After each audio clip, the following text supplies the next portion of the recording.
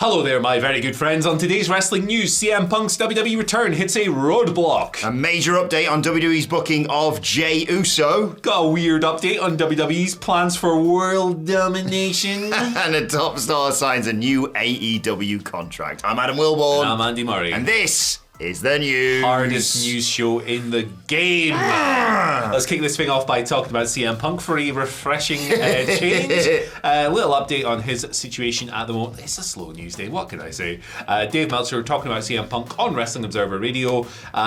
Here's what he said. There's a lot of people with bad feelings in management about CM Punk in WWE. Insinuating that CM Punk is not the most popular figure on WWE's management team. Now, this adds up. CM Punk never been shy of criticising Vince McMahon. No. CM Punk never been shy of criticising Paul Triple H Levesque. CM Punk never been shy of criticising anyone he feels aggrieved by. That is the very nature of the man. If you even slightly piss that guy off, you are dead to him, and he is going to flame throw you until only a crisp remains. It's part of why he's so entertaining in the media landscape. Part of why I enjoy him so much. Not gonna lie. He's been heavily linked with a WWE return ever since he was released from AEW with Cause on the 2nd of September. Those rumours will continue regardless, but this is a potential blockage. He's not a universally popular, well, I mean, that's putting it really mildly. You love CM Punk or you hate him. I don't think there are many people in this world who go, CM Punk, meh. Yeah. So it would stand to reason that would stretch not only to the WWE roster, but to the boardroom as well. He's worth the risk. Do it. I mean, I realise I say this as a man who hasn't got to deal with any of these problems. Yeah. So, but then again, I listen to that and I think, oh, maybe, he's not exactly harmonious in the locker room right now with all the recent releases and what have you, and this is just going to really stir the pot a little bit. But, I mean, it's not like they've never had people who've not been universally popular in big spots in WWE. It's been quite rare in the modern era, however, that they've not had someone who starts a fight every month. So, look, I'm a CM Punk guy. I say that with love. I think this is a disastrous idea, but I'm here for the bonfire. Yeah, what's the tweet? Like, Vince McMahon has the chance to do something really funny. Yeah. Do it. The funniest thing of all time. Doing the WrestleMania main event. Sod Cody Rhodes. And the thing about this... Don't do that, actually. Yeah, gee whiz, that would go down well. The thing about this is that people are inhumanly capable of talking about CM Punk a lot of the time like a human being. Yes. I tweeted over the weekend, listen, I miss CM Punk, shrug emoji. That was it. I miss having him on my screen. And immediately there was people chiming in with cry more... for gifts and stuff, and it was like, all I said was I miss him. What the heck? Do you think I'm crying myself to sleep because he's not around? He had some fights. He had to go. It's weird. There's not a lot of balancing both sides going on with this issue a lot of the time. But you know what? Our comment section is different, and when they comment about this story, they're going to be very balanced, very nuanced, and give their fair, honest, official takes. Do so down in the comment section below. We trust you. Right, let's move on. Talk about main events. Jey Uso, he's doing great guns over on Monday Night Raw. And according to Fightful Select, people within WWE very happy with how that's all going. The report from Fightful Select said that yes, obviously moving Jey from SmackDown to Monday Night Raw was part of this new main event push. I agree. I don't know why I just blew a raspberry. I like Jey Uso. Sorry. He's been absolutely sensational. A heavily featured role that should carry at least through the next 2 months is seemingly in his future. But yeah, WWE officials very pleased with how Jey is being reacted to. And yeah, I mean, especially when you compare it to his brother over on SmackDown, it's night and day, isn't it? Yeah, it is. I think that when the split occurred, the insinuation was that eventually he'll go back to SmackDown or Jimmy will come to Raw and they'll feud and they'll have a match at Mania or whatever. They've said that is their dream match together, and you'd think that would eventually be the destination. But I think it's quite refreshing that we have a feud, we have a storyline where immediately after the split, they're not just thrown into matches with each other. They're completely separate. It's cool. And I also like the fact that he hasn't just been dropped on Monday Night Raw and everyone's like, hey, it's Jey Uso. Like, Cody Rhodes trying to be the good guy that he is like, come on, guys, he's changed. Yeah. Kevin Owens is like, he hasn't, or I do remember what happened before. And I love that this is the catalyst for Drew McIntyre being a complete arsehole. He's a piece of trash. But he's completely justified, not only in his inner mind, kind of in real life as well. Yeah, 100%. I do think it's a little bit harsh of WWE to relegate Jey Uso to main event. I'm not sure what this punishment is. I'm not sure what he did to deserve that. But jokes aside, he's doing a great job. Yeah. They're doing a good job. If you'd have asked me, outside of the Bloodline stuff 3 years ago, would Jey Uso be able to survive as a singles wrestler? I'd been like, nah, that You'd ship be like, sailed. what are you on about? Yeah, exactly. But hey, look, it's working. But these things can change. So what else has changed? YouTube, the YouTube game with the What Culture Wrestling Podcast YouTube channel. Go and subscribe on there. We're going to be doing live Q&A on there on Wednesday, so make sure you go and subscribe for that right now, and we'll notify you of timings, America, UK, Australia, all those timings coming your way. Edinburgh. Yeah, all those. all of that in the coming all the days. time zones. Biggest podcast in the world. It's official. Got to get. If I With an said asterisk. it's a fact. Let's move over. This is really. Are we I don't talking know. about word domination? This is the kind of story that the timestamps exist for, honestly. WWE, I do think that this is a sign that maybe they're looking to fire up their international expansions again. In a NXT Japan, baby! NXT Antarctica! Let's go. So WWE has filed a trademark application for an old Triple H chestnut. That chestnut being global localization. Yeah, they're going global, baby. They did so with the USPTO on the 21st of September. The application is still being processed. But yes, global localization. This is a phrase that Triple H coined in 2018 when they were talking about expanding the farm system, the developmental system, NXT of WWE, global, locally, international, local, I don't know, around the world. There was talk of Japan. That didn't work for a multitude of reasons. I don't think Japan was ever going to work for, I won't get into that. That'd take ages. There's talk of like Latin America. That hasn't really come to life. NXT UK, of course, has since been shuttered. Of course, there was a global pandemic that broke out in 2020 that unquestionably has halted these plans. But they filed a trademark for NXT Europe.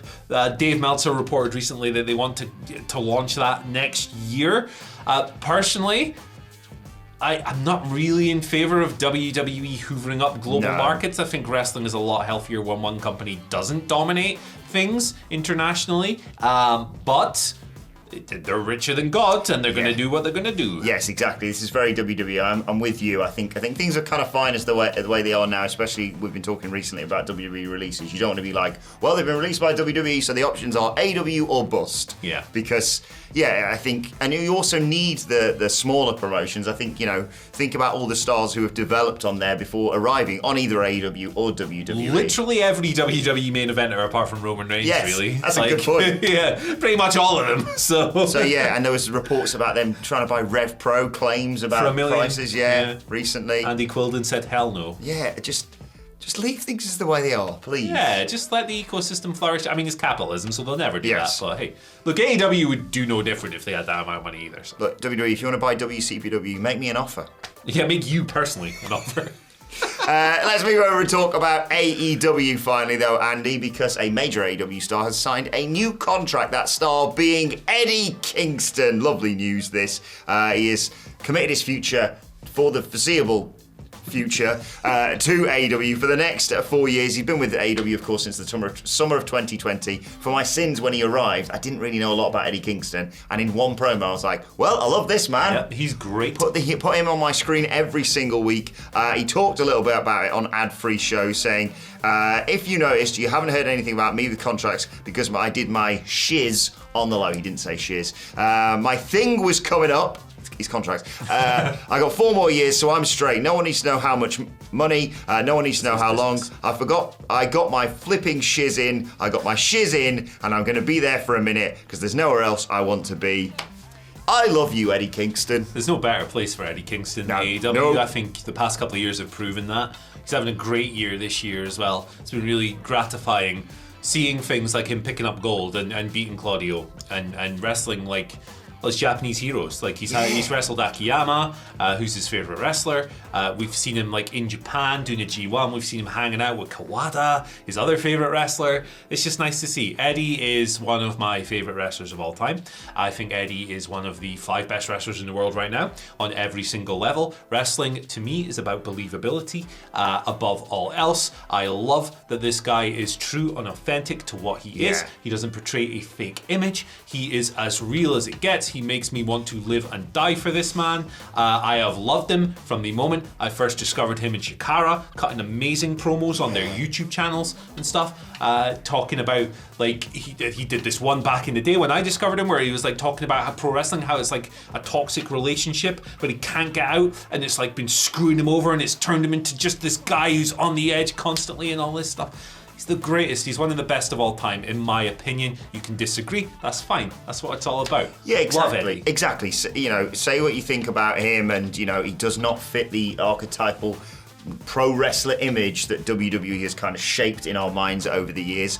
But he's the realest person in the room, to steal a catchphrase. Like the Players Tribune article, which was just sensational. And then I think I read something the other day, like he wins that world title, fantastic match against Claudio. He finally does it. He's world champion. And even in that moment, he's like, do people actually like me? Yes. Yes. Yes, we do, Eddie. Everything about him is perfect. Love Eddie Kingston. Shout outs. Has he ever worked Fastlane? Maybe that's one last thing to tick off there.